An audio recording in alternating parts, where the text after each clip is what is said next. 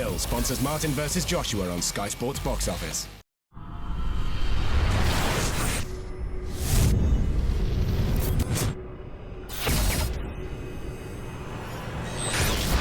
This is KUGAN CASSIUS Rifle TV in association with Better Bodies Gym Denton. Better Bodies Gym. Sorry, Macklin's Gym, but Bobby Rimmer made me say this. You're a lame bastard. Cost him a few quid, like. I just want to say, we're not, we're biased. We're still Team Rose as well. Yeah. Macklin's, but we like Brian. Have you got your finger on the mute button there? Yeah. No, we haven't. Absolutely not. Absolutely not. What's been billed as a crossroads fight for you and Matthew Macklin? You said something interesting in the press conference 3 or 4 years ago. You wouldn't have sort of contemplated a fight with Matthew where he was in his career, but things are very different now, Brian. Of course, yeah, a lot of people are saying that. I think Matthew said it himself, he said 4 or 5 years ago he wouldn't have touched me, but maybe not. I was fighting for British titles and he was fighting for world titles. So we're not talking about them, we're talking about now. And I believe I've got more in the tank and just think I've got what it takes to beat Matthew Macklin on Saturday. You said in the press conference, there doesn't need to be any sort of trash talking between the two. The pair of you are friends, respect for each other. But he did say that this could be a painful night for you. I know. I mean, that's probably the worst thing he said. So, We'll if that's that, won't we? You think that? If that's the worst thing you're going to say, then it's fine. He's going to be confident and he's going to be going into the fight confident. Otherwise, he won't be having the fight. So, I understand that. I understand why he's saying it, but I don't see how that can be possible because I've prepared right. I've never been so mentally prepared, physically prepared, and I can't wait for Saturday night. I can't wait to play a part in what could be fight of the year. Bobby, is this a potential career ender for one of these fighters? Well, they're both saying that themselves. I wouldn't say it's a career-ending fight for Brian because I firmly believe Brian's got a lot more left in the tank yet. You know what I mean? But I think it is a kind of crossroads fight for them both. Because they've both said that they don't want to go down to British level and they don't want to go down to European level. They want to try to get in that top flight again, fighting for world titles. This is the only way they're going to do it. This is it gets them back in the rankings, gets them up there in maybe the top 5 or something in the IBF and stuff like that. So none of them want to drop down to that lower level. They want to stay at that elite.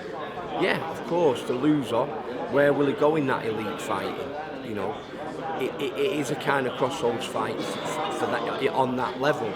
If you want to get into the top flight, the one who's going to get in the top flight will be the winner on Saturday night. You see it the same way, Brian? Yeah, definitely. Like I say, I've got a lot of respect for Matthew. Bobby more so, but Bobby's good friends with Matthew Macklin. I kind of followed in Matthew's footsteps because he lived with the family. He lived in the flat above his pub. I lived with the family after him and lived in a flat in Openshaw, in Bobby's flat. So we've kind of been as close to Bobby. It's almost the same. Obviously, I'm a little bit close now. He treats me like a son, whereas Matthew's just like a friend. But it was definitely harder for Bobby than it is for me. But I do have a lot of respect for Matthew, and he's standing in front of me fighting for a world title again. I just want to brush him aside and then go on to fight for a world title. I mean, I use that term career ending, but does it end the chances of a possible another world title shot by losing this fight? Is that a better way of putting it? I can regroup. I know if anything happened on Saturday night, I could regroup because I've done it before. I know how much I've got left in the tank through the training I've done, the sparring. So if anything did happen, I know I can regroup. So I'd be daft for saying that I'm definitely going to retire. I could retire, but I'd be daft for saying definitely. I think Matthew definitely will retire when I beat him on Saturday. Okay. Have you got any final words to say, Mr. Rimmer? No, in the beginning when Eddie asked us for the fight, I mean, it felt very awkward for me because of obviously working with Matthew and obviously I worked with Brian. So I phoned Jamie Moore straight away and I went, "Is Matthew staying at light middleweight?" And he went, "Yeah." So I kind of put it out of my head. He told me categorically he was staying at light middleweight. So, and then it came back. So it was a little bit awkward at the beginning, but now we're here, we're in the fight, and it's business. You know, I still think the world of Matthew and, you know, Seamus and all his family like I do with Brian, but this is business now. This is Brian trying to further on his career. Okay.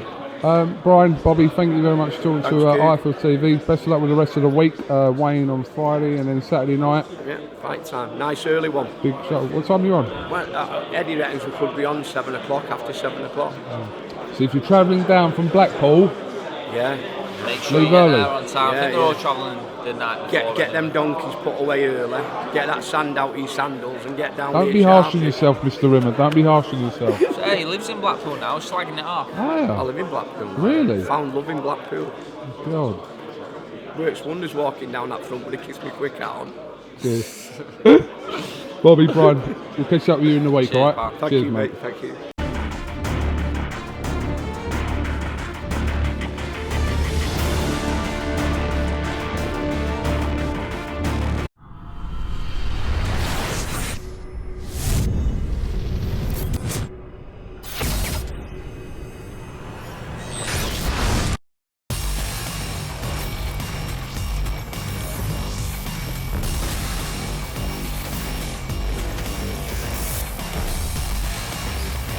Willingham Hill sponsors Martin versus Joshua on Sky Sports Box Office.